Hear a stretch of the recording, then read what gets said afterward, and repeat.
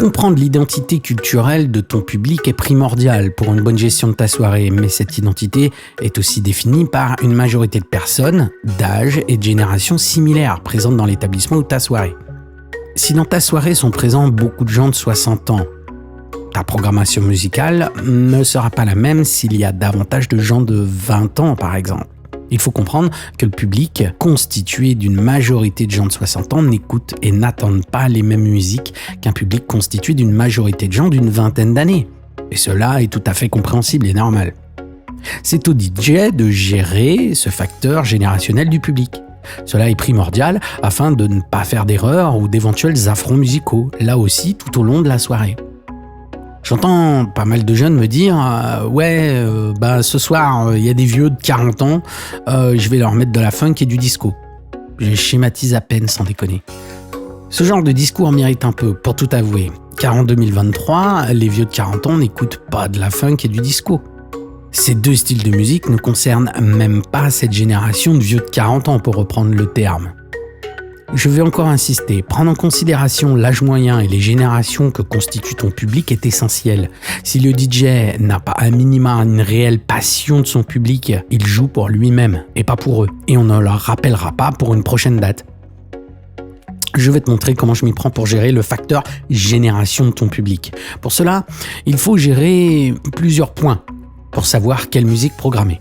Premier point, en quelle année sommes-nous aujourd'hui ? Nous sommes en 2023, au moment où je tourne cette vidéo. Deuxième point, quelle est la moyenne d'âge des personnes présentes dans la salle ? Ici, on va prendre l'exemple de notre DJ. En 2023, l'âge moyen des gens présents dans ma soirée est de 40 ans. Troisième point, faire une règle des 20 pour 20. L'idée de cette règle consiste à prendre l'âge actuel de ton public et de réduire par tranche de 20 ans, afin de trouver la date qu'avait le public à leurs 20 ans. Dans mon exemple, en 2023, mon public a 40 ans, 40 moins 20 ans égale 20 ans. Donc 2023 moins 20 ans égale 2003. La majorité de ton public écoutait et s'éclatait en club, en discothèque, en bal ou autre, sur des musiques de cette décennie-là.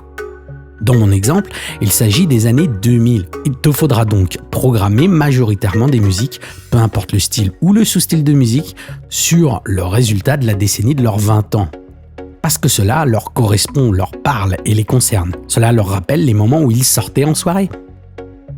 Autre exemple, en 2023, le public a 60 ans en majorité devant toi. 60 ans moins 20 égale 40 ans, 40 ans moins 20 égale 20 ans. Le calcul pour leurs 20 ans sera 2023 moins 40 ans égale 1983.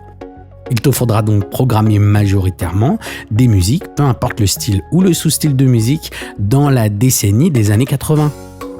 Car c'est dans ces années-là qu'ils sortaient en boîte. Cette décennie leur correspond, comprends-tu ? Alors tu vas me dire, ouais mais Nico, si ton public a 20 ans en 2023, tu fais quoi ? À ton avis, tu joues actuel, avec des musiques du moment et des nouveautés. Car tu es, pour ton public, l'acteur même qui œuvre aux musiques de cette décennie 2020. Pour finir avec l'exemple de notre jeune DJ qui souhaite mettre de la funk et du disco aux vieux de 40 ans. La vraie question à se poser est laquelle ? La funk et le disco est située dans quelle décennie ? La funk et le disco correspondent aux années 70 et début 80 maximum. Et là, tu fais ta règle de 20 pour 20. Le public avait 20 ans dans les années 70.